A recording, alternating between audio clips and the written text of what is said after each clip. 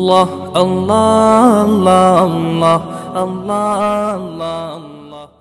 কি সুন্দর নাম, খাদিজা বললে ভালো লাগে না?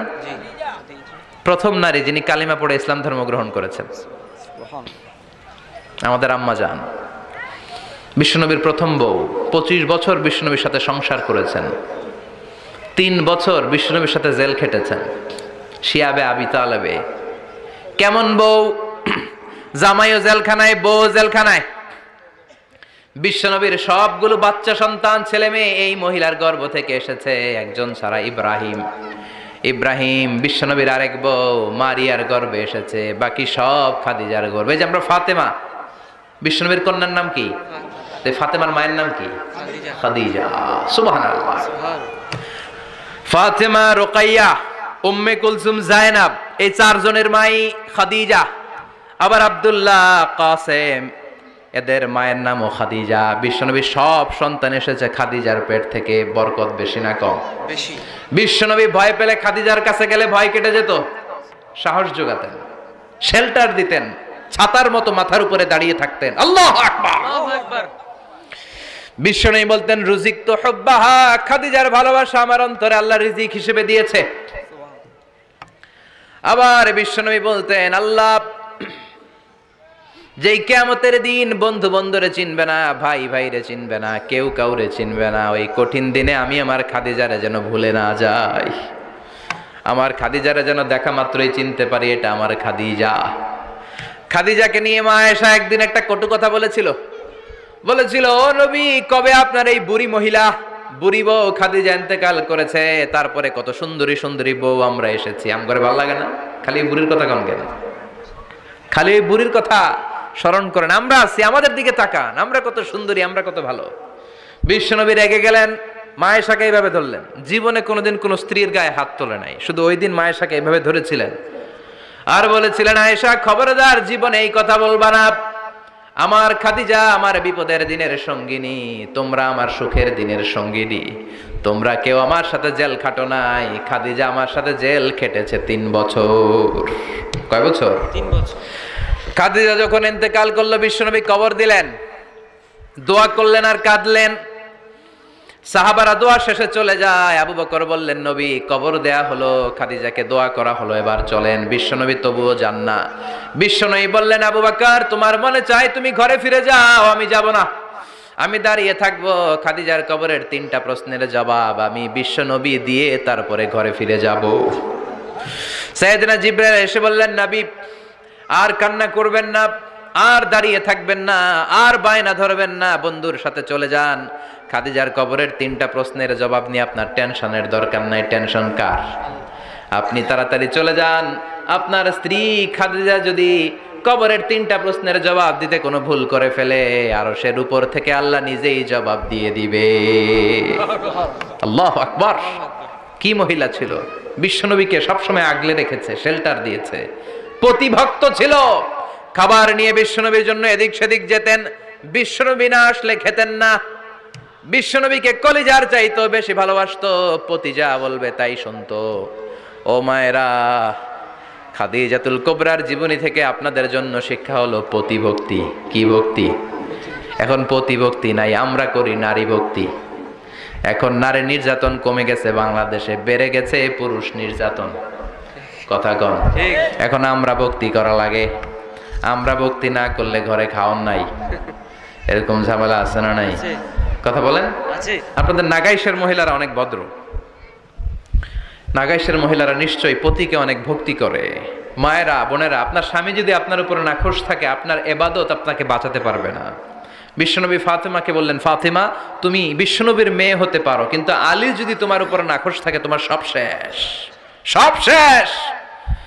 আবার বিশ্বনবী বললেন, আমি যদি এক আল্লাহ ছাড়া কারো সামনে মাথাটা নত করার বিধান দিতাম, এক আল্লাহ ছাড়া যদি কাউকে সেজদা করতে আমি বলতাম, আমি দুনিয়ার সব নারীদের বলতাম স্বামীর পায়ে সেজদা দিয়ে পড়ে থাকো। কি সম্মান আল্লাহ দিলেন স্বামীকে! আপনার জান্নাত আপনার স্বামীর ভেতরেই। স্বামীকে সন্তুষ্ট করেন, স্বামীর আনুগত্য করেন, দেখবেন ফ্যামিলিটা সুন্দর হবে। আর স্বামীরা স্ত্রীদেরকে ভালোবাসেন, স্ত্রীদেরকে ভালোবাসার গল্প শোনাবেন, দামি দামি শাড়ি কিনে দিবেন, তারপরে রাত্রিবেলা গান শোনাবেন। আধরাতে যদি ঘুম ভেঙে যায়, মনে পড়ে মোরে প্রিয়, চাঁদ হয়ে রব আকাশের গায়ে, বাতায়ন খুলে দিও। এই গানগুলো শুধু বউয়ের গান, শালির গান না, বাবির জন্য না, চাচাতো বোনের জন্য না।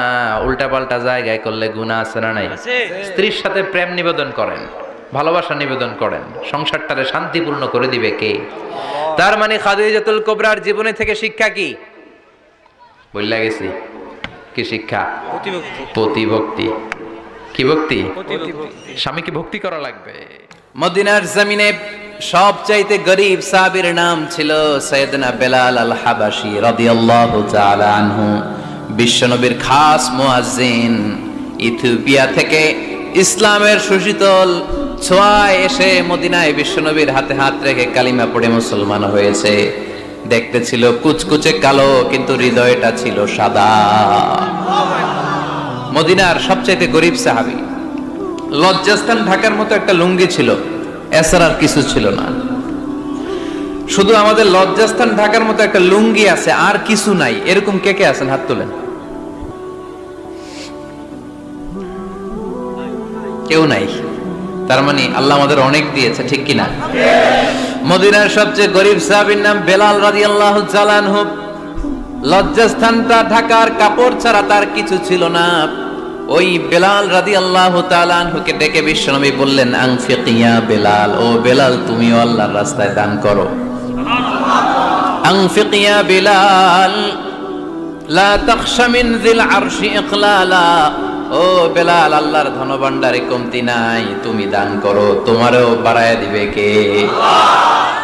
যে বেলাল রাদিয়াল্লাহু তাআলা আনহু লুঙ্গিটা পরা ছাড়া আর কোনো সম্পদই ছিল না, এই লুঙ্গিটাই সম্পদ, আর কিচ্ছু নেই। ওই বেলালকে বিষ্ণু বলেছেন, দান করো বেলাল, কিপটামি করো না। যে রবের সন্তুষ্টির জন্য তুমি দান করবা, ওই রবের কোনো কমতি নাই, ঘাটতি নাই। গোটা বিশ্বের সবার সব ডিমান্ড পূরণ করে দিল, যার যত চাহিদা সব দিয়ে দিল, আমার আল্লাহর ধনভাণ্ডারের 1 ইঞ্চিও কমবে না। এজন্য মুত্তাকিদের প্রথম বৈশিষ্ট্য, আল্লাযীনা ينفقون في السراء والضراء والكاظمين الغيظ والعافين عن الناس والله يحب المحسنين। মুত্তাকিনদের প্রথম বৈশিষ্ট্য, সুখে দুঃখে সব সময় দান করে একজনের খুশির জন্য। তিনি কে? দান করলে যে আল্লাহ বাড়ায় দেয়, বিশ্বাস হয়? বিশ্বাস হয়? বাড়িয়ে দিবে আল্লাহ। মাসালুল লাযীনা ইউনফিকুনা ফি সাবিলিল্লাহি কামাসালি হাব্বা আনবাতাত সাবআ সানাবিলা ফি কুল্লি সুমবুলাতিন মিআতু হাব্বা ওয়াল্লাহু ইউদাঈফু লিমান ইয়াশাউ ওয়াল্লাহু ওয়াসিউন আলীম। সুবহানাল্লাহ পড়ে। আল্লাহর রাস্তায় দানের দৃষ্টান্ত চারা গাছের মতো। যেই চারা গাছ রোপণ করে দিলে সেখান থেকে শীষ গজায় 7টা। ওই 7টা শীষ থেকে, প্রতিটা শীষ থেকে হয় শত শস্য দানা, মানে 700। আপনি 1 টাকা দান করলে আল্লাহ 7 গুণ, 100 গুণ থেকে 700 গুণ বাড়ায় দিবে। আল্লাহর প্রাচুর্যতার কোনো কমতি নাই, আল্লাহর ভান্ডারে কোনো ঘাটতি নাই। আছে? এজন্য দিতে হবে। কি করতে হবে? দিলে নতুন করে আসে, না দিলে আসে না। বিশ্বাস হয়? অনেকে বিশ্বাস করে না। আল্লাহ বলেন, আনফিক ইয়া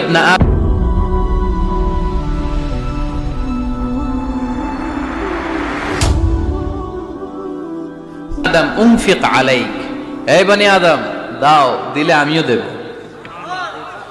অনেকে আমরা ধরে রাখি দেখে নতুন কিছু আসে না। আপনার হাতে 5 কেজির একটা বস্তা, তো এটা ধরে রাখলে আরেকটা নিতে পারবেন? এটা ফালাই দিলে না 10 কেজি ধরতে পারবেন? কথা কয় না? 5 কেজির এটা দিয়ে দেন, 20 কেজি আসবে। 20 কেজির ওইটা দিয়ে দেন, 40 কেজি আসবে। আর 5 কেজি ধরে রাখলে নতুন কিছু আসবে না। আনফিক ইয়া ইবনে আদম উনফিক আলাইক, হে বনি আদম দান করো, তুমি দিলে আমি তোমারে দিব। সুবহানাল্লাহ পড়েন। তবে এই দানটা গোপনে হলে ভালো। প্রকাশ্যে দান করলেও আল্লাহ কবুল করে, কিন্তু গোপনে করলে বেশি খুশি হয় কে? গোপন দান। আল্লাহ তাআলার রাগ আর ক্রোধ যদি আপনার উপর থেকে থাকে, গোপন দান আল্লাহর ক্রোধ আর রাগকে কমিয়ে দেয়। গোপন দান করলে আল্লাহ খুশি হয়ে যায়। আল্লাহর যদি কোনো রাগ, গোসা, ক্রোধ থাকে আপনার উপর, এটা কমে যাবে। 7 শ্রেণীর ব্যক্তিকে আল্লাহ তাআলা আরশের নিচে ছায়া দিবেন কিয়ামতের দিন, যেদিন সে ছায়া ছাড়া আর কোনো ছায়া থাকবে না। এর মধ্যে 1 শ্রেণীর ব্যক্তি, রজুলুন তাসাদ্দাকা বিসাদাকা ফাআখফাহা হাত্তা লা তা'লামু শিমালুহু মা তুনফিক